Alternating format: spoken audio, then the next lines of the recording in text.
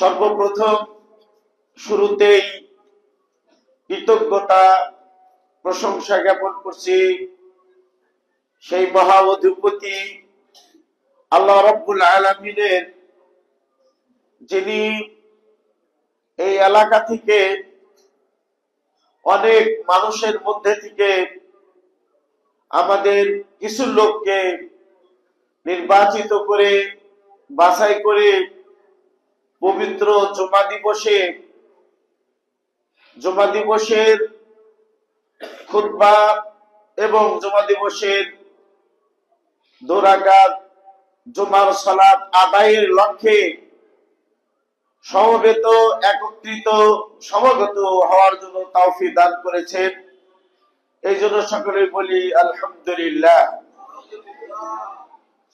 অতঃপর প্রিয় নবী প্রিয় রাসূল মুহাম্মদ বিন আব্দুল্লাহ এর উপর সালাত এবং সালাম বর্ষণ করি, যিনি আমাদের এই পূর্ণাঙ্গ ইসলাম এর যাবতীয় বিধানগুলো বর্ণনা করে গেছেন, আদেশগুলো বর্ণনা করে গেছেন এবং যাবতীয় নিষেধ থেকে সতর্ক এবং সাবধান করে গেছেন। উম্মতকে রেখে গেছেন সরল পথের উপর, যে পথের রাত্রিটাও দিনের মতো পরিষ্কার পরিচ্ছন্ন। এই পথ থেকে কেবল তারই বিচ্যুতি ঘটতে পারে যার ধ্বংস অনিবার্য। এই প্রিয় নবী প্রিয় রাসূল মুহাম্মদ বিন আব্দুল্লাহ এর উপরে সালাত এবং সালাম বর্ষিত হোক। আমরা ইবাদতের উদ্দেশ্যে নেকি সওয়াব পাবো এই নিয়তে বলি সাল্লাল্লাহু আলাইহি ওয়াসাল্লাম। সম্মানিত উপস্থিতি, আমার প্রাণপ্রিয় মুসল্লি ভাইয়েরা এবং বোনেরা, আজকে আল্লাহ সুবহানাহু ওয়া তাআলা তৌফিক প্রদান করলে, তার তৌফিক শামিলে হাল হলে আপনাদের সামনে কিছু গুরুত্বপূর্ণ নেক আমল আছে, যে নেক আমলগুলো করলে জীবনের যাবতীয় গুনাহ খাতা, পাপ এবং আপনার যত ভুল ত্রুটি হয়েছে সেগুলোকে আল্লাহ মার্জন করে দিবেন, মাফ করে দিবেন। এমন কিছু নেক আমলের কথা দলিল নির্ভর, দলিল ভিত্তিক বলে আজকের সংক্ষিপ্ত খুতবা শেষ করব। ওয়া মা তাওফীকি ইল্লা বিল্লাহ। সম্মানিত উপস্থিতি, যে সমস্ত নেক আমল করলে জীবনের যাবতীয় গুনাহ মাফ হয়ে যাবে, যাবতীয় পাপকে আল্লাহ রাব্বুল আলামিন ক্ষমা করে দিবেন, তার মধ্যে সর্বপ্রথম সেটা হলো আল ঈমানু বিল্লাহ, আল্লাহর প্রতি ঈমান আনয়ন করা। এই মর্মে রাসূল সাল্লাল্লাহু আলাইহি ওয়াসাল্লাম থেকে বহু হাদিস আছে, যে হাদিসগুলো কোরআন থেকে বহু দলিল আছে এবং হাদিস থেকে বহু দলিল আছে যে এই কথার উপর প্রমাণ করে। একটি হাদিস যেটা খুতবার শুরুতে বললাম, যে মান ক্বালা লা ইলাহা ইল্লাল্লাহ দাখালাল জান্নাতা।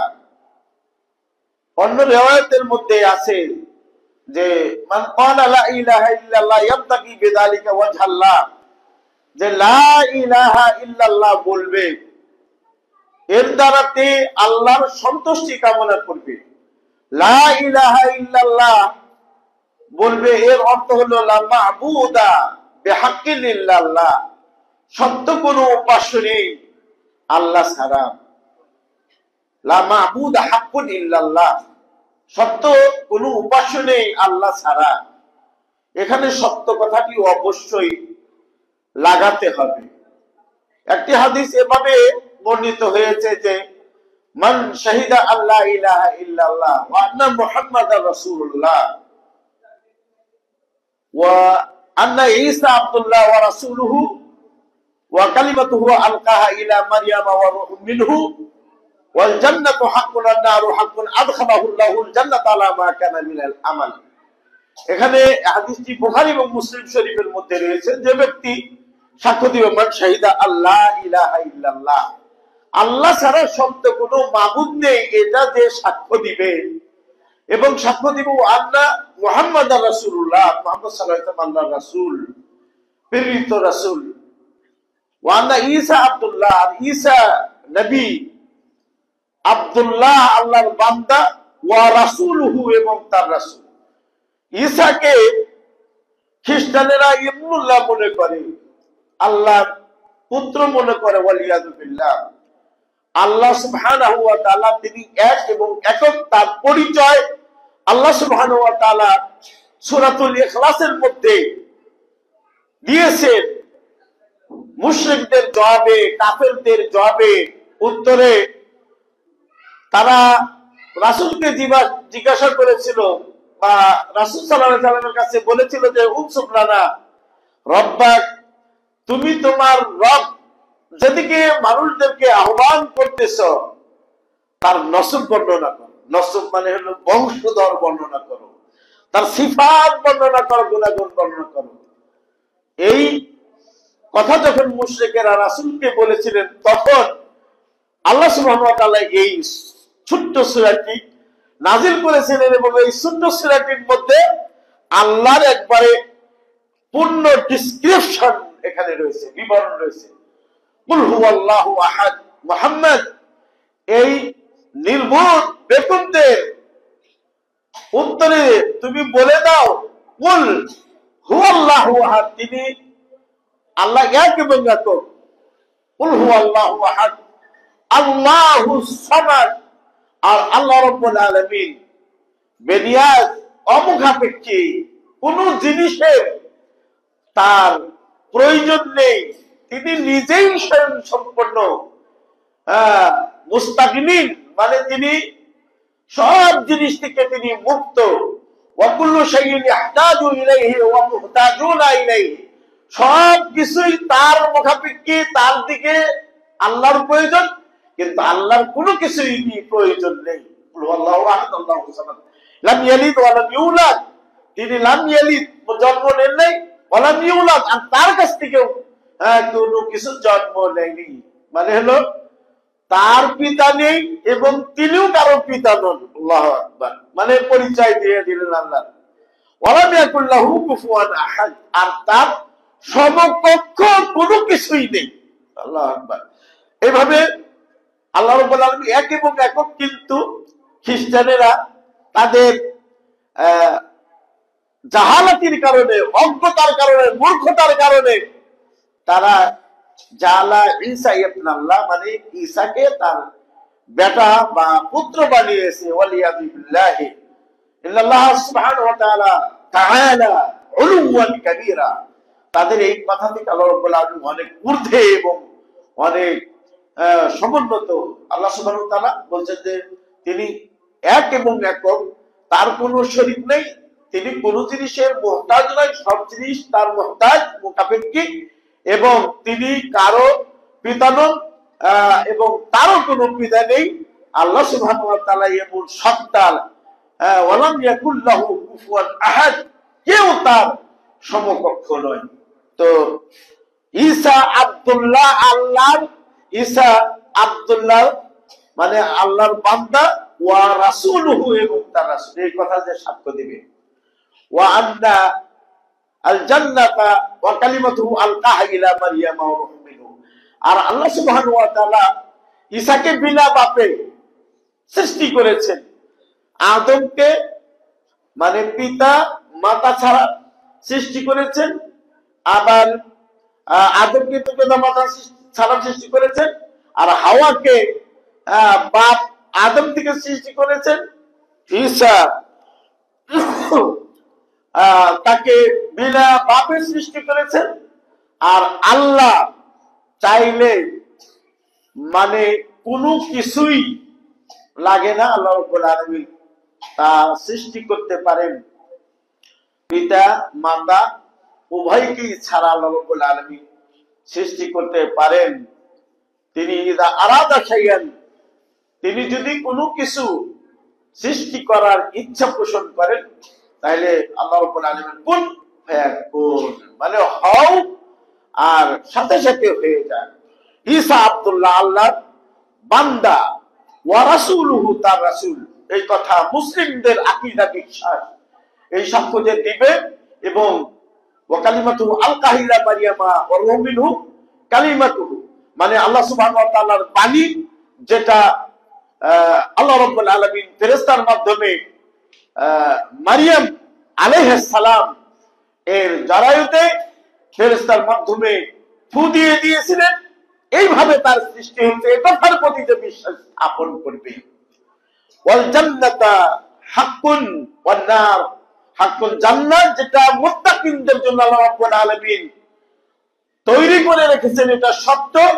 উইদ্দাত লিল মুত্তাকিন, জান্নাত মুত্তাকিনদের জন্য আল্লাহ রাব্বুল আলামিন তৈরি করে রেখেছেন, সত্য। ওয়ান নারা হাক্কুন, নার জাহান্নাম যেটা উইদ্দাত লিল কাফিরিন, জাহান্নাম যেটা কাফিরদের জন্য আল্লাহ রাব্বুল আলামিন তৈরি করে রেখেছেন, নির্মাণ করে রেখেছেন, এটাও সত্য। এই সাক্ষ্য যে দিবে, আদখালাহুল্লাহুল জান্নাত আলা মা কানা মিনাল আমাল, আল্লাহ সুবহানাহু ওয়া তাআলা এই ব্যক্তিকে জান্নাতে প্রবেশ করবেন তার আমল যাই হোক না কেন। সুবহানাল্লাহ। আমল যদি অল্প হয়, আমল যদি কম থাকে, কিন্তু তার তাওহীদ যদি ঠিক থাকে, আল্লাহর প্রতি ঈমান বিশ্বাস যদি সঠিক একনিষ্ঠ থাকে, আল্লাহ সুবহানাহু ওয়া তাআলা তাকে জান্নাতে প্রবেশ করাবেন। বলেন আলহামদুলিল্লাহ। মুওয়াহহিদুন মানে হলো তাওহীদপন্থী, তাদের জন্য এইভাবে সুসংবাদ আল্লাহ রাব্বুল আলামিন রেখেছেন। রাসূলকে জিজ্ঞাসা করা হলো আইয়ুল আমালি আফদালু ইনদাল্লাহ, আল্লাহ সুবহানাহু ওয়া তাআলার নিকটে সবচেয়ে উত্তম আমল কোনটি? রাসূল বললেন আল ঈমানু বিল্লাহ। পৃথিবীতে যত আমল আছে, এই শরীয়তে যত নেক আমল সৎকর্ম রয়েছে, সেই সৎকর্মের মধ্যে সবচেয়ে বড় এবং বৃহত্তর সৎকর্ম, যার উপরে আর কোনো সৎকর্ম নেই, সেটা ঈমানু বিল্লাহ, আল্লাহর প্রতি ঈমান আনা। আল্লাহু আকবার। এই ঈমান নির্ভেজাল খাঁটি ঈমান যে এই পৃথিবীতে আনতে পেরেছে, তার চেয়ে সৌভাগ্যবান ব্যক্তি এই পৃথিবীতে আর কেউ নেই। এবং পৃথিবীতে এর চেয়ে সৌভাগ্যবান ব্যক্তি আর কেউ নেই। এবং এই খালেস ঈমানওয়ালা ব্যক্তি পরকালে বিনা সন্দেহে নিঃসন্দেহে জান্নাতে যাবে। তাই আমরা আপনাদেরকে বলবো, আজকের এই খুতবাতে আমরা যারা ঈমানটা এনেছি, এই ঈমানটা শিরক মুক্ত ঈমান থাকতে হবে, এবং আমাদের আমলটা হতে হবে হলো বেদাত মুক্ত, শিরক মুক্ত ঈমান, শিরক মুক্ত আমল, বেদাত মুক্ত ঈমান এবং বেদাত মুক্ত আমল যদি থাকে, তাহলে আপনার জীবনের যত পাপ আছে, এই ঈমান আনার কারণে আল্লাহ সুবহানাহু ওয়া তাআলা সব পাপকে মিটিয়ে দিবেন এবং মুছে দিবেন, কোনো কিছুই থাকবে না। রাসূলকে বলা হলো, আল্লাহ রাসূল সাল্লাল্লাহু আলাইহি সাল্লাম দুল্লানি ইলা আমালিন ইউদখিলুনিল জান্নাতা ওয়া লাম আসআল বা'দাকা আহাদান, এমন আমলের সন্ধান দেন যে আমল করলে ওই আমল আমাকে জান্নাতে নিয়ে যাবে, এবং ওই আমল সম্পর্কে আপনার পরে আর কাউকে জিজ্ঞাসা করতে হবে না। রাসূল বলেন কুল আমানতু বিল্লাহ, তুমি বলো যে আমি আল্লাহর প্রতি ঈমান আনলাম, সুমাস্তাকিম, এবং এই ঈমান আল্লাহ এই কথাটা যে তুমি বললে, আল্লাহর প্রতি ঈমান আনলাম এই কথা তুমি বললে, এই কথার উপরে তুমি অনড় থাকো, ইস্তেকামত থাকো, ডানে যাবে না, বামে যাবে না, আগে যাবে না, পিছনে যাবে না। ঝড় ঝটকা যেদিকেই থেকে আসুক না কেন, তোমার ঈমানে তোমার ইমানে কোন প্রকারের জন যেন কোনো কিছুতে ধারাতে পারে না পারে। তুমি ডান দিকেও হেলে যাবে না, বাম দিকেও না, আগেও না, পিছনে। তুমি এই আল্লাহর প্রতি ইমানের উপরে মজবুত থাকবে, দৃঢ় থাকবে, অটল থাকবে, অচল অনড় থাকবে। তারপরে অন্য অন্য আমল। তো ইসলাম, দ্বিতীয়ত হলো ইসলাম গ্রহণ। ইসলাম যদি কেউ, একজন কাফের, সে ধরেন 60 বছর বয়স বা আরো বেশি বয়স হয়েছে, এই বয়সেও যদি সে ইসলাম গ্রহণ করে, তাহলে এই যে 60-70 বছর পর্যন্ত সে আল্লাহর নাফরমানি করেছে, আপনার আদেশ মানে নাই, নিষেধের মধ্যে পতিত হয়েছে, এই ব্যক্তিও যদি ইসলাম গ্রহণ করে, এই ইসলাম গ্রহণ করার মাধ্যমে আল্লাহ রাব্বুল আলামিন তার জীবনের যাবতীয় পাপকে মিটিয়ে দিবেন, ক্ষমা করে দিবেন। দলিল কি? দলিল আল্লাহ রাসূল বলেন, আল ইসলামু ইয়াহদিমু মা কানা ক্বাবলাহু। ইসলাম গ্রহণ করা, এই ইসলাম গ্রহণের পূর্বে যত পাপ ছিল সব পাপকে ধ্বংস করে দিবে, মিটিয়ে দিবে। সুবহানাল্লাহ। আল্লাহ রাসূল সাল্লাল্লাহু আলাইহি সাল্লামের হাদিস থেকে ইসলাম গ্রহণ করে জীবনের যাবতীয় পাপ মিটিয়ে দিবে, মিটে যাবে। এর প্রমাণ হলো উহুদের যুদ্ধে এক ব্যক্তি রাসূলের কাছে আসলেন, বললেন যে আমি কি আগে যুদ্ধ করব না আল্লাহর প্রতি ঈমান আনব? তো আল্লাহ রাসূল সাল্লাল্লাহু আলাইহি ওয়াসাল্লাম বললেন যে আগে আল্লাহর প্রতি ঈমান আনো, ইসলাম গ্রহণ করো, তারপরে যুদ্ধ করো। এভাবে বলার পরে ওই ব্যক্তি আশহাদু আল্লা ইলাহা ইল্লাল্লাহু ওয়া আশহাদু আন্না মুহাম্মাদান আবদুহু ওয়া রাসূলুহু, এই কালেমা পড়ে ইসলাম গ্রহণ করে সে যুদ্ধের মধ্যে, যুদ্ধের ময়দানে, যুদ্ধের মাঠে ঝাঁপিয়ে পড়লেন, বীর বিক্রমের সাথে যুদ্ধ করলেন। যুদ্ধ করে সে শহীদ হয়ে গেলেন। আল্লাহ রাসূল বললেন যে আমিলা কালিলান ওয়া উজিরা কাসীরান, খুব অল্প আমল করেছে ব্যক্তিটি, কিন্তু তাকে অনেক সওয়াব দেওয়া হয়েছে। সুবহানাল্লাহ। আর এক ওয়াক্ত সালাত আদায় করতে পারে নাই, খালি ঈমান আনার পরে যুদ্ধ করে শহীদ, জান্নাতে যাবে। সুবহানাল্লাহ। তাহলে বুঝলেন তো, আল ইসলামু ইয়াহদিমু মা কানা ক্বাবলাহু। ইসলাম গ্রহণ, এটা ইসলামের পূর্বে যত পাপ আছে সব মিটিয়ে দিবে।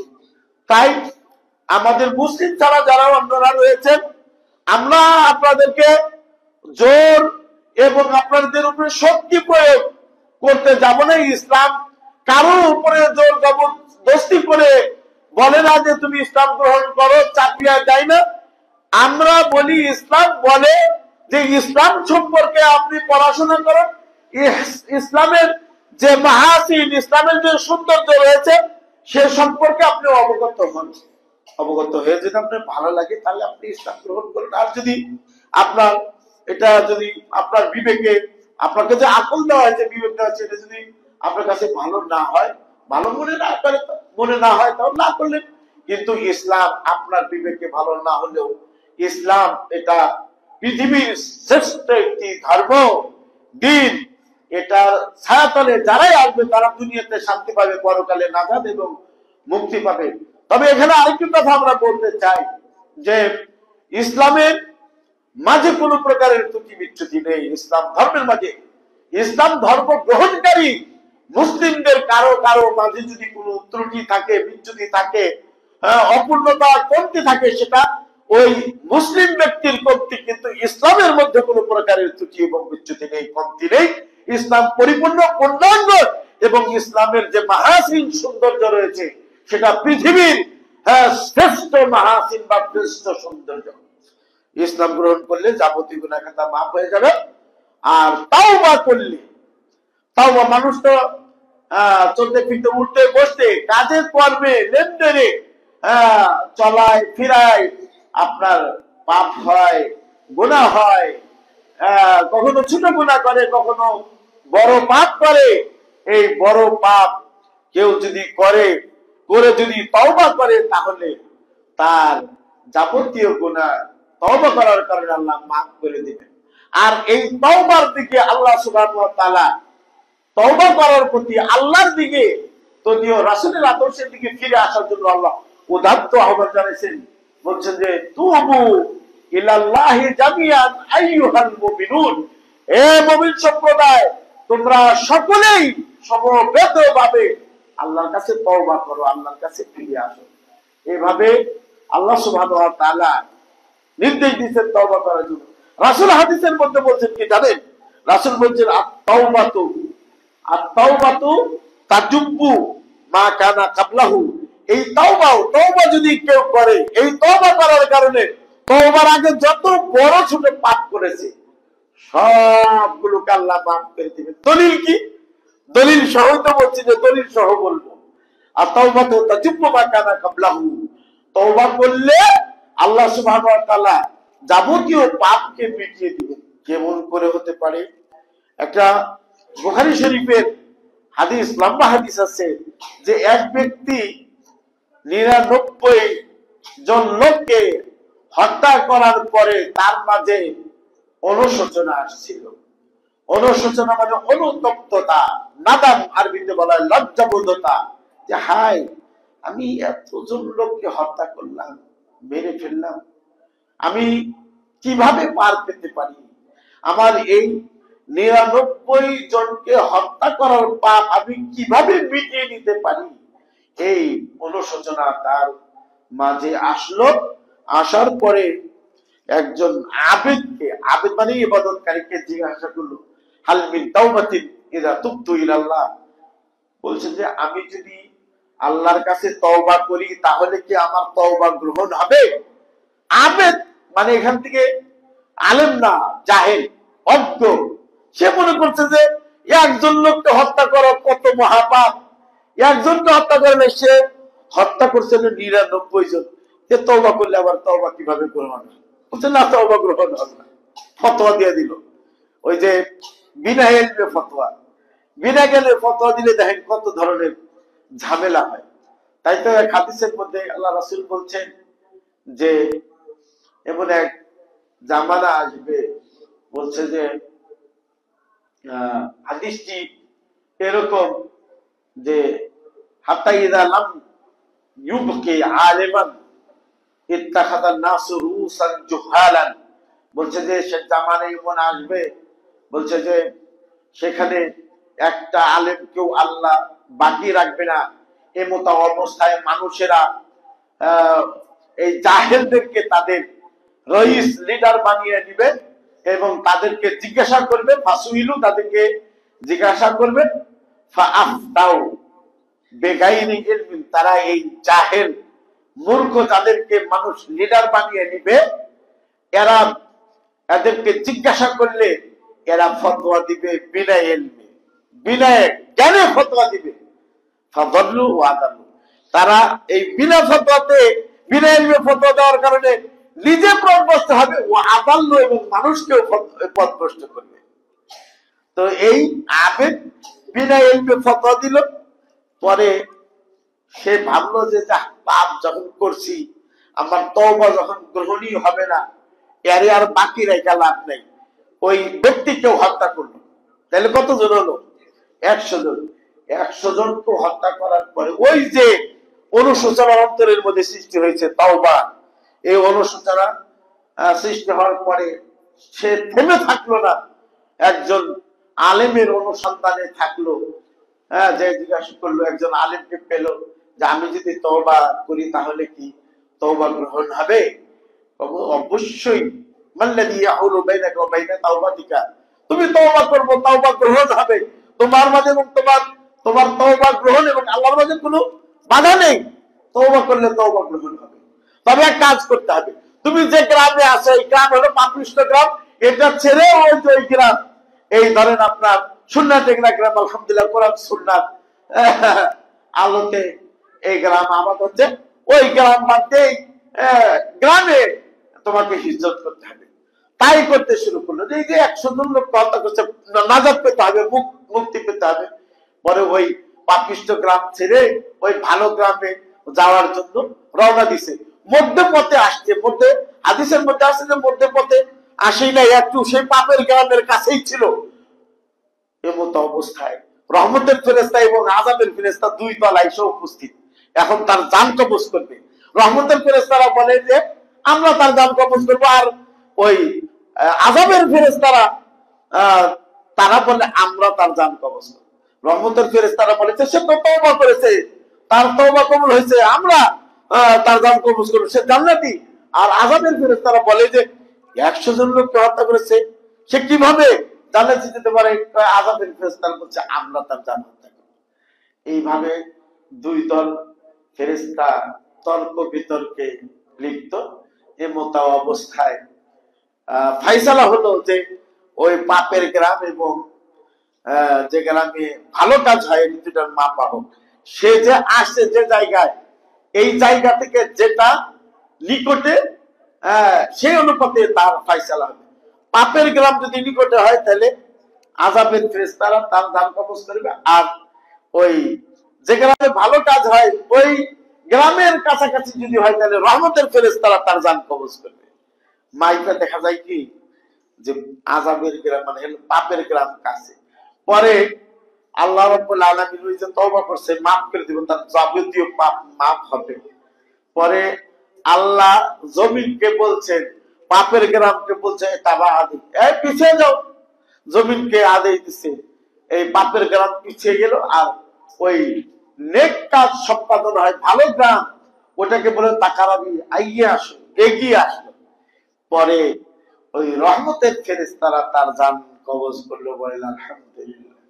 তাহলে আত-তাওবাতু তাজিব্বু মা কানা কাবলা, তওবা করলে এই তওবার পূর্বে যাবতীয় গুনাহকে আল্লাহ মাফ করে দিবেন।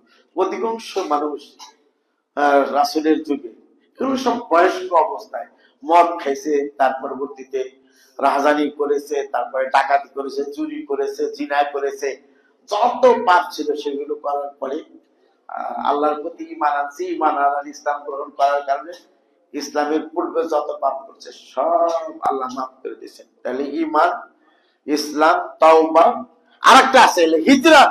আল হিজরত তাজিব্বু মা কানা কাবলা, হিজরত করা।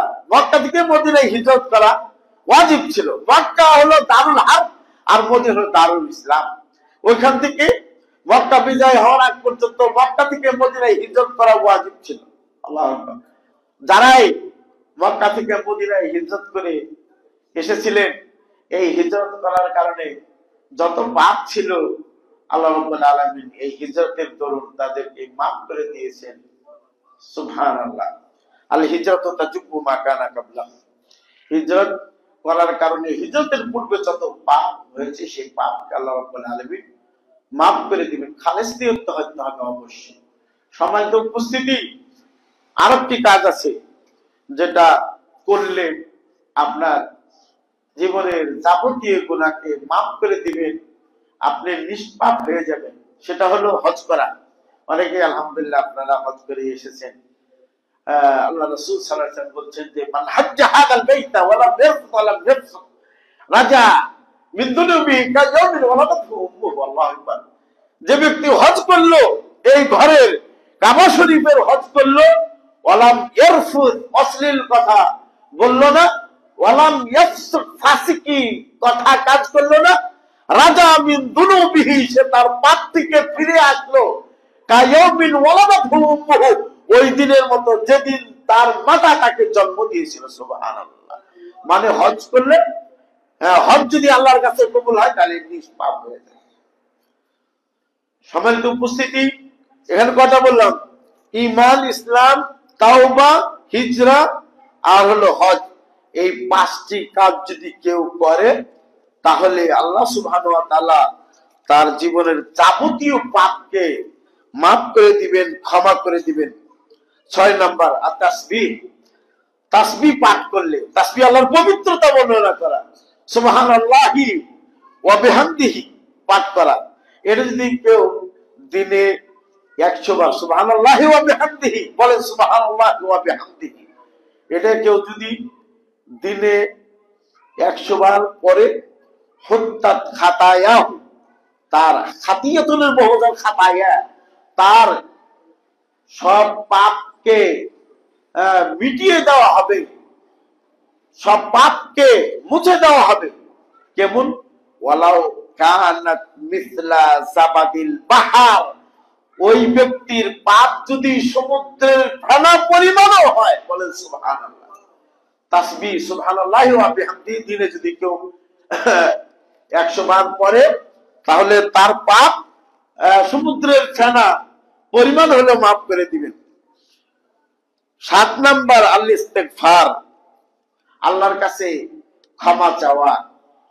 আল্লাহ রাসূল সাল্লাল্লাহু আলাইহি ওয়াসাল্লাম তিনি নিষ্পাপ ছিলেন।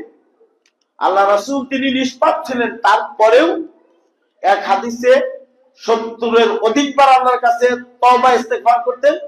অপর এক হাদিসের মধ্যে আল্লাহ রাসূল সাল্লাল্লাহু আলাইহি সাল্লাম 100 বারেরও বেশি আল্লাহর কাছে ক্ষমা চাইতেন। এই কেউ যদি আল্লাহর কাছে ক্ষমা চায়, তাহলে আল্লাহ রাব্বুল আলামিন তার জীবনের যাবতীয় পাপকে মিটিয়ে দিবেন। তারপরে হলো যিকরুল্লাহ, আল্লাহর জিকির, আল্লাহর স্মরণ কেউ যদি করে, তাহলে তার জীবনের যাবতীয় গুনাহকে মাফ করে দিবেন। আপনারা জানেন মাসালু হাই ওয়াল মাইত, মানে হলো জীবিত এবং মৃত্যুর মতো। মানে যে আল্লাহকে জিকির করে, আল্লাহকে স্মরণ করে, আর আল্লাহকে যে স্মরণ করে না, এই দুজনের উপমা হলো জীবিত ব্যক্তির মতো এবং মৃত ব্যক্তির মতো। যে আল্লাহকে জিকির করে, আল্লাহকে স্মরণ করে, সে জীবিত, আর যে আল্লাহকে স্মরণ করে না, সে মৃত্যু। দোয়া বাদাল আকল, খাবার খেয়ে দোয়া পাঠ করলে যাবতীয় গুনাহ মাফ করে দিবেন। প্রত্যেকটা দলিল আমি বলতেছি। দোয়া বাদা লুফসি থিয়াব আল জাদীদ, নতুন কাপড় পরিধান করার পর একটি দোয়া আছে, এই দোয়া যদি কেউ পড়ে, তাহলে তার যাবতীয় গুনাহ খাতা আল্লাহ মাফ করে দিবেন। দোয়া বাদাল আযান, এই যে আজকে আযান হলো, এই আযানের পরে কয়েকটি দোয়া আছে। এই দোয়ার মধ্যে একটি দোয়ার ব্যাপারে শুধু আছে, যদি কেউ এই দোয়া করে, তাহলে তার যাবতীয় গুনাহ খাতা মাফ করে দিবেন। তাসবিহ বাদা কুল্লি সালাতিন, প্রত্যেক সালাতের পরে কেউ যদি তাসবিহ পড়ে, দলিল বলতেছি পড়ে, তারপরে কোন ব্যক্তি যদি ওই যে আমরা সালাতের পরে ইমাম সাহেব যখন আমিন বলে, ওই আমিন বলার পরে আমরা আমিন বলি, বলছে যে এই আমিন বলার কারণে আল্লাহ সুবহানাহু ওয়া তাআলা তার জীবনের গুনাহ খাতা সব মাফ করে দিবেন। 14 নাম্বার হলো যে ইসবাগুল উযু আলাল মাকারি, মানে কষ্টের সময় পরিপূর্ণভাবে ওযু করা। এই যে শীতের সময়, আল্লাহ আকবার, এখানে এই ট্যাঙ্কির পানি দিয়ে যদি ওযু করতে শুরু করে দেন, আল্লাহ আকবার, কত ঠান্ডা পানি।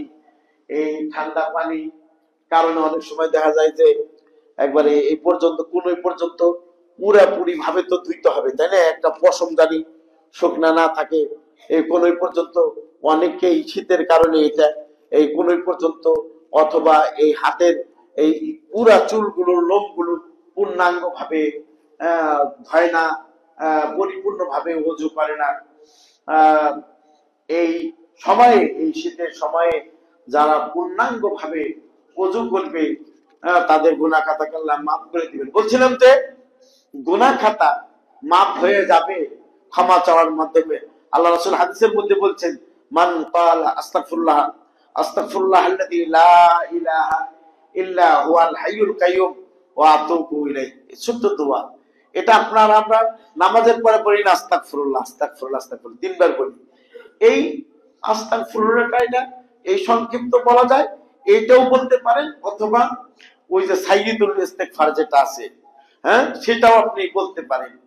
এই ইস্তিগফার যদি কেউ পড়ে, তাহলে তার গুনাহ খাতা আল্লাহ মাফ করে দেবে। এখানেই বলছে যে ব্যক্তি বলবে আস্তাগফিরুল্লাহ আল্লাযী লা ইলাহা ইল্লা হুয়াল হাইয়ুল কাইয়্যুম ওয়া আতুবু ইলাইহি গুফিরা লাহু, তাকে ক্ষমা করে দেওয়া হবে। ওয়াইন কানা ফাররা মিনাজ যাহফি, যুদ্ধ ময়দান থেকে পলায়ন করা এটা কাবিরা গুনাহ। কোন ব্যক্তি যদি যুদ্ধ ময়দান থেকে পলায়ন করে, পলায়ন করার পরে যদি এই দোয়া পড়ে, তাহলে তারপরে তাকে ক্ষমা করে দেওয়া হবে। সুবহানাল্লাহ। বলছিলাম যিকরুল্লাহ, আল্লাহর জিকির যদি কেউ করে, তাহলে তার জীবনের যাবতীয় গুনাহ খাতা মাফ করে দিবেন।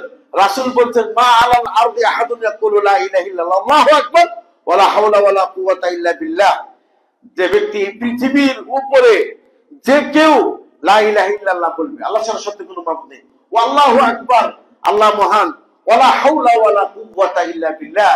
এই ওয়ালা হাওলা ওয়ালা কুওয়াতা ইল্লা বিল্লাহ এর অর্থ হলো এই হাউল, এটা তাহাউল থেকে, তাহাউল মানে পরিবর্তন হওয়া, এক মিন হালিন ইলা হালিন, এক অবস্থা থেকে অপর অবস্থায় পরিবর্তন করা। বলছে যে এক অবস্থা থেকে, খারাপ অবস্থা থেকে ভালো অবস্থার দিকে যাওয়া এবং খারাপ অবস্থা থেকে ভালো অবস্থায় যাওয়ার শক্তি পাওয়া, এটা সম্ভব নয় আল্লাহ রাব্বুল আলামিনের বরাদ্দ করা ছাড়া এবং আল্লাহ রাব্বুল আলামিনের সাহায্য ছাড়া।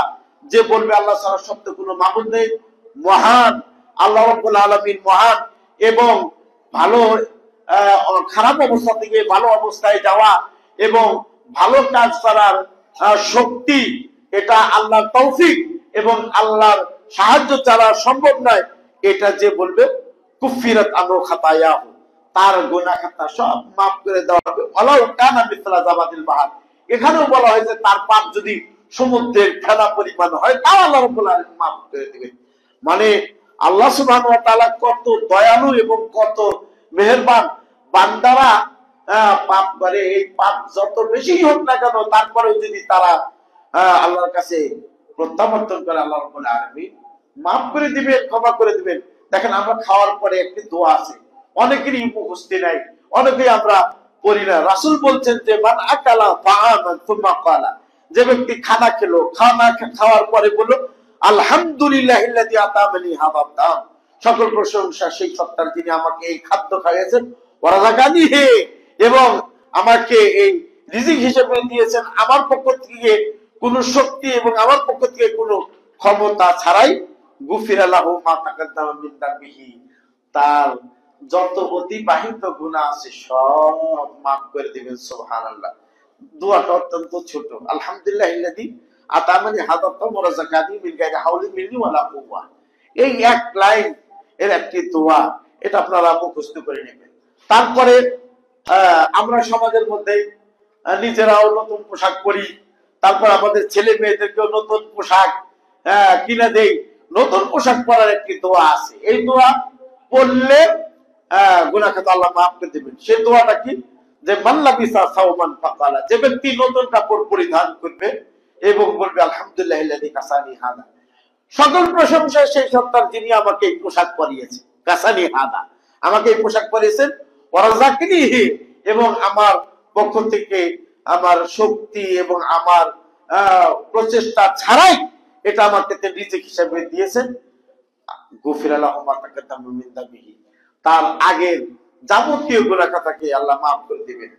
তারপরে আজানের পরে, আজান যদি দেয়, আজানের তো জবাবও দিতে হবে, তাই না? আল্লাহ রাসূল বলছেন যে ইদা সামিতুমুন নিদা ফাকুলু মিসলা মা ইয়াকুলুল মুয়াজ্জিন, যখন তোমরা আজান শুনবে মুয়াজ্জিন যেভাবে বলবে অনুরূপ বলবে, মুয়াজ্জিন যেভাবে বলে সেভাবে তোমরাও বলবে। তবে ইল্লা হাইয়ালা তাইন, হাইয়ালা তাইন, হাইয়ালা সালাহ, হাইয়ালাল ফালাহ, এই দুই বাক্য ছাড়া, দুই বাক্য ছাড়া, এই দুই বাক্য যখন বলবে তখন কি বলবে সেটা আছে লা হাওলা ওয়ালা কুওয়াতা ইল্লা বিল্লাহ। এখানেও কিন্তু বলছে যে আমি খারাপ অবস্থা থেকে ভালো অবস্থায় যাওয়া এবং এই ভালো কাজের শক্তি পাওয়া আল্লাহর শক্তি এবং আল্লাহ রাব্বুল আলামিনের সাহায্য ছাড়া আমি এটা পারবো না। কারণ হাইয়ালাস সালাহ মানে কি? নামাজের দিকে আসো। হাইয়ালাল ফালাহ মানে কি? কল্যাণের দিকে আসো। তো কল্যাণের দিকে আসার তো আমার কোনো শক্তি নাই, কল্যাণে এই ভালো কাজের দিকে আমার পরিবর্তন হওয়ার আমার কোনো শক্তি নেই। আল্লাহ যদি আমাকে তৌফিক না দেয়, আল্লাহ যদি আমাকে সাহায্য না করে, এই জন্য হাইয়ালাল ফালাহ যখন বলবে, হাইয়ালাস সালাহ যখন বলবে, ওই সময় আমরা কি বলি? লা হাওলা ওয়ালা কুওয়াতা ইল্লা বিল্লাহ।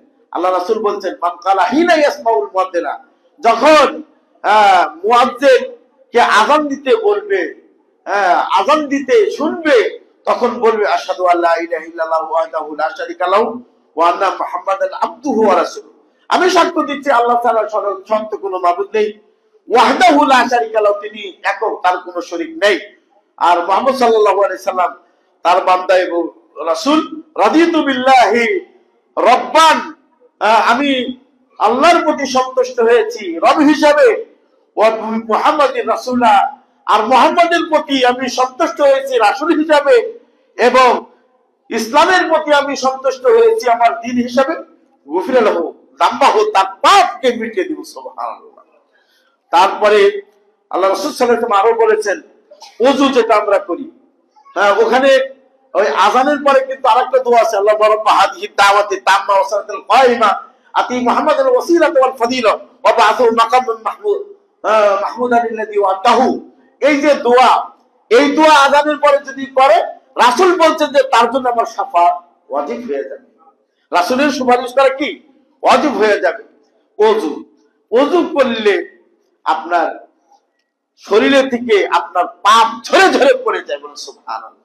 রাসূল বলছেন যে মান তাওয়াদ্দা, যে ব্যক্তি ওযু করলো, ফাহসানাল ওযুআ, ওযু করার পরে ওযুটা সুন্দরভাবে করলো। সুন্দরভাবে করার অর্থ কি? আল্লাহ যেভাবে ওযু করার জন্য বলেছেন, এবং প্রিয় নবী সাল্লাল্লাহু আলাইহি ওয়াসাল্লাম ওযু যেভাবে করেছেন সেভাবে ওযু করা। আল্লাহ রাসূল সাল্লাল্লাহু আলাইহি ওয়াসাল্লাম প্রতিটি ওযুর অঙ্গ একবার করে ধৌত করা ফরজ। চারটি, যেরকম হাত ধৌত করা, মাথা মাসে করা, হাত কোলই পর্যন্ত ধোয়া, আর আপনার পা টাকনো পর্যন্ত ধোয়া, এই চারটি হলো আপনার কোরআনের আয়াত দ্বারাতে ফরজ। আর প্রিয় নবী সাল্লাল্লাহু আলাইহি ওয়াসাল্লামের আমল দ্বারা ফরজ হলো এই অঙ্গগুলোকে ধারাবাহিকভাবে ধৌত করতে হবে, একের পরে মুখমণ্ডল ধৌত করা, হাত ধৌত করা, তারপরে মাথা মাসে করা, তার পা ধোয়া, এই ধারাবাহিক ভাবে করা, এটা ফরজ আরেকটি। আর এই অঙ্গ প্রত্যঙ্গ, ওযুর অঙ্গ প্রত্যঙ্গ গুলো আপনি এভাবে করবেন, মুআলাত বলা হয়। মুআলাত মানে হলো এক অঙ্গ শুকার আগে অপর অঙ্গ ধোয়া, এটাকে মুআলাত বলা হয়, এটাও ফরজ। এই ফরজ গুলো ওযুর মধ্যে অবশ্যই থাকতে হবে। দুইবার করে এবং তিনবার করে, দুইবার করে ধোয়া এটা সুন্নাত, তিনবার করে ধোয়া এটাও সুন্নাত। ওযু করলো, ওযুকে সুন্দর করলো, খারাজাত খাতায়াহু মিন জাসাদিহি, তার পাপগুলো তার শরীর থেকে বেরিয়ে যাবে, হাত্তা তাখরুজা মিন তাহতি আযবুরিহি, এই যে নখ আছে না, এই নখের নিচ দিয়ে আপনার গুনাহগুলো ঝরে ঝরে পড়ে যাবে। সুবহানাল্লাহ। এই ওযু আপনাদেরকে ভালোভাবে করার জন্য আমরা বিনীতভাবে অনুরোধ করব। বলছিলাম যে প্রত্যেক সালাতের পরে যদি কেউ তাসবিহ পাঠ করে, এই তাসবিহ পাঠ করলে তার যাবতীয় গুনাহ খাতা আল্লাহ মাফ করে দিবেন। হাদিস কি? মান সাব্বাহাল্লাহ ফি দুবুরি কুল্লি সালাতিন ওয়া হামিদাল্লাহ ওয়া কাব্বারাল্লাহ, যে ব্যক্তি আল্লাহ রাব্বুল আলামিনের পবিত্রতা বর্ণনা করবে ফি দুবুরি কুল্লি সালাতিন, প্রত্যেক সালাতের পরে, এবং ওয়া হামিদাল্লাহ, আল্লাহর প্রশংসা করবে, ওয়া কাব্বারাল্লাহ, এবং তাকবীর দিবে, ফাতিলকা তিসআতু ওয়া তিসউন, মানে তাসবিহ পড়বে 33 বার, আলহামদুলিল্লাহ আল্লাহর পবিত্রতা বর্ণনা করবে, সুবহানাল্লাহ বলবে 33 বার, আলহামদুলিল্লাহ বলবে 33 বার, আল্লাহু আকবার বলবে 33 বার। 3 33 এর কত হয়? তিসআতু ওয়া তিসউন, মানে 99। ওয়া ক্বালা তামামান নিয়াতি, আর 100 পূরণ করবে, লা ইলাহা ইল্লাল্লাহু ওয়াহদাহু লা শারীকা লাহু লাহুল মুলকু ওয়া লাহুল হামদু ওয়া হুয়া আলা কুল্লি শাইইন কাদির, এটা বলে 100 পূরণ করবে। তাহলে কি করবে? গুফিরাত খাতায়াহু, তার খাতাকে, তার পাপগুলোকে আল্লাহ রাব্বুল আলামিন মাফ করে দিবেন। সুবহানাল্লাহ বলেন। তারপরে 9 নাম্বার বলছিলাম যে আমরা যে আমিলের সালাতের ইমামের পরে, সালাতের মাঝে ইমামের আমিন বলার পর আমরা আমিন বলি না, এই আমিন বলার কারণে বাংলাদেশের কিছু মুসলিম ভাইদের গায়ে আগুন ধরে। আপনাদের তো আগুন ধরার কথা না, আগুন ধরে হলো আল্লাহ রাসূল সাল্লাল্লাহু আলাইহি ওয়াসাল্লাম বলছেন ইহুদিদের গায়ে আগুন ধরে। আমিন যদি শুনে, জোরে শুনে, আমিন মানে কি? আমিন মানে ইস্তাজিব, আমিন মানে হে আল্লাহ তুমি কবুল করো। তো এই কবুল করার কথাটা, আমাদের পক্ষ থেকে কবুল করার কথাটা, এই কথা ইহুদিরা শুনলে তাদের গায়ে আগুন ধরে এবং তারা হাসাদ করে। আমিন বলার উপরে মুসলিমদের সাথে হাসাদ হিংসা করে হলো ইহুদিরা, আপনারা করবেন কেন? রাসূল তো ইহুদিদের কথা বলেছেন। আমিন বলার কারণে ওই ইয়েতে লক্ষ্মীপুরে একটা ছেলেকে পিটিয়ে মরণাপন্ন করে ফেলেছিল। কিন্তু দেখেন এই হাদিস বুখারীতে রয়েছে, বলছে যে ইদা ক্বালা আল ইমামু গায়রুল মাগদুবি আলাইহিম ওয়ালাদ-দাল্লিন ফাকুলু আমিন, যখন ইমাম গায়রুল মাগদুবি আলাইহিম ওয়ালাদ-দাল্লিন বলে তখন তোমরা ফাকুলু আমিন, তোমরা তখন আমিন বলো। বলা কথাটা আমাদের ভাইরাও বলে, আমরাও আমিন বলি। তো আমিন বলা আমরা আসতে বলি। আপনি ঠোঁট যদি বন্ধ রাখেন, ঠোঁট যদি আপনি হাজারো বার যদি মনে মনে আমিন বলেন, তাহলে ওটা বলা হবে না। আপনাকে যদি বলি যে কথা বলেন, মুখ ঠোঁট বন্ধ করে অনেক কথা বলেন, অনেক বক্তব্য দিলেন, কেউ আপনাকে বক্তা বলবে না। বক্তা বলবে? কেউ আপনাকে বক্তা বলবে না। বলা মানে যা শোনা যাবে, কমপক্ষে তো আপনি এভাবে বলবেন, আমি ঠোঁট খুলবেন, তাহলে আমিন বলা হলো। আপনি ঠোঁট বন্ধ করে, অনেক সময় মানুষের অন্তর অনেক কিছু কল্পনা জল্পনা অন্তরে হয় না, অনেক কিছু, অনেক পাপের কথা অনেকে কল্পনা করে, এবং অনেক কথাই অন্তরে নামাজের মধ্যে আসে। যদি এই অন্তরে কথা ঠোঁট বন্ধ করে রাখা এটাকে যদি কথা হতো, তাহলে সবারই সালাত ভঙ্গ হয়ে যেত। কারণ কি, সালাত অবস্থায় কথা বলা যাবে না। সালাতে দাঁড়া অবস্থায় যদি কেউ কথা ইচ্ছাকৃত কথা বলে, ইচ্ছাকৃত ভাবে যদি কেউ কথা বলে, তাহলে তার সালাত বাতিল হয়ে যাবে। মুবতালাতুস সালাত, সালাত বাতিলকারী একটি কাজ হলো ইচ্ছাকৃত সালাতের মধ্যে কথা বলা। তো অন্তরের কথা, অন্তরে অনেক কিছুই কল্পনা হয়। আপনি মসজিদ আছেন, বাজারে আপনি হিসাব করতেছেন, অনেকের এরকম হয় না? তারপরে অনেক কথাই তো অন্তরে নামাজের মধ্যে হয়। সেই অন্তরেরটা কথা না।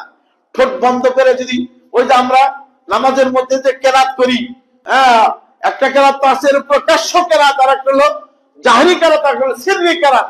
এই জাহরি কেরাত তো স্পষ্ট ভাবেই বলি, আর সিররি কেরাত যেটা, সেটাও আপনাকে পড়তেছেন, আপনার ঠোঁট যেন নড়ে।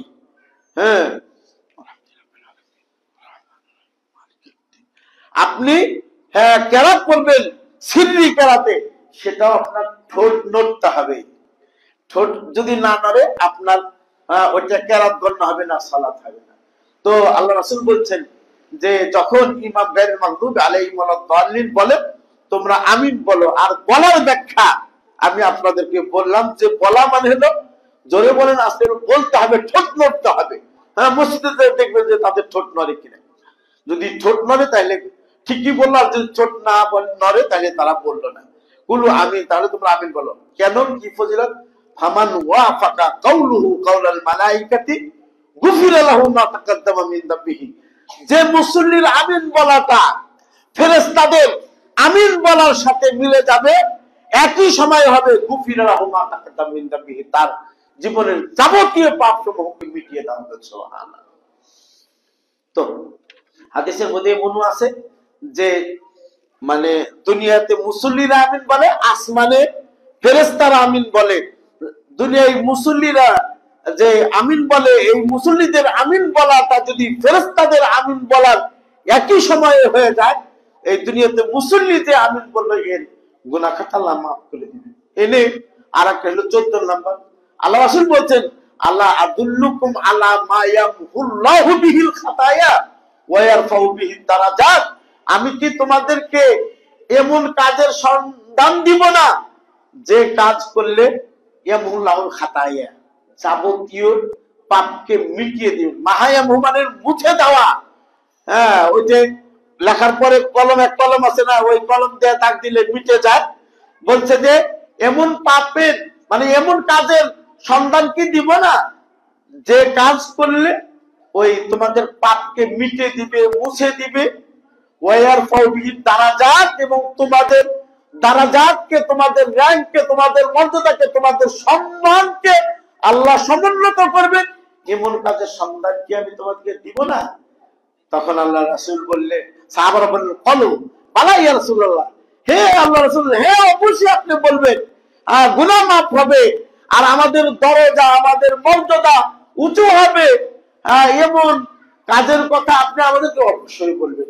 তখন রাসূল বললেন যে ইসবাহুল উযু আলাল মাকারি, কষ্টের সময় পরিপূর্ণভাবে ওযু করা। এই যে শীতের সময় হ্যাঁ, তারপরে আরো সময় দেখা যায় বহু সময় রয়েছে যে ওযু করতে মনে চায় না, এমত অবস্থায় আপনি যখন পরিপূর্ণভাবে ওযু করবেন আপনার পাপ কালা মিটিয়ে দিবেন। এবং কি আরেকটা কাজ করবেন, বেশি বেশি কাসরাতুল খুতা ইলাল মাসাজিদ, বেশি বেশি পায়ে হেঁটে মসজিদে আসবেন। বেশি বেশি পায়ে হেঁটে মসজিদে আসলে 5 ওয়াক্ত সালাত পায়ে হেঁটে মসজিদে এসে জামাতের সাথে যদি সালাত আদায় করেন তাহলে আপনার পাপকে মিটিয়ে দিবেন আর আপনার দারাজাত নেকিকে বাড়াবেন। এক হাদিসের মধ্যে আছে যে এক পা রাখলে একটা গুনাহ মিটিয়ে দেয়, আর এক পা রাখলে আর একটা নেকি আপনার আমলনামার মধ্যে লিখে দেয়। সুবহানাল্লাহ। মসজিদে আসার ফজিলত। তাহলে কষ্টের সময় পরিপূর্ণ ওযু করা এবং মসজিদে বেশি বেশি আসা, ওয়া ইন্তেজারু সালাতে বাদা সালাত, আর এক সালাত পড়ার পরে অপর সালাতের জন্য অপেক্ষা করা। এর মানে হলো তাসবিহ নিয়ে মসজিদে বসে থাকা নয়, বরং এর অর্থ হলো যে আপনি এই যে জোহরের আজকের জুমার সালাত পড়ে যাবেন, পড়ে যে আপনি কাজে লিপ্ত হবেন, কাজের মধ্যে লেগে যাবেন, আপনার অন্তরে এ কথা জাগ্রত থাকবে, আপনার অন্তরে এ কথা সবসময় কল্পনা করবে আবার কখন আসরের আজান হবে, আবার কখন মাগরিবের আজান হবে, আবার কখন এশার আজান হবে। যখনই আজান হবে তখনই কাজ ছেড়ে দিয়ে আপনি মসজিদে সালাত পড়ার জন্য আসবেন। এটাই হলো এক সালাত পরে অপর সালাতের জন্য অপেক্ষা করা। এগুলো করলে আপনার গুনাহ মিটিয়ে দিবেন আল্লাহ রাব্বুল আলামিন, আর আপনার দরজাতকে বাড়াবেন।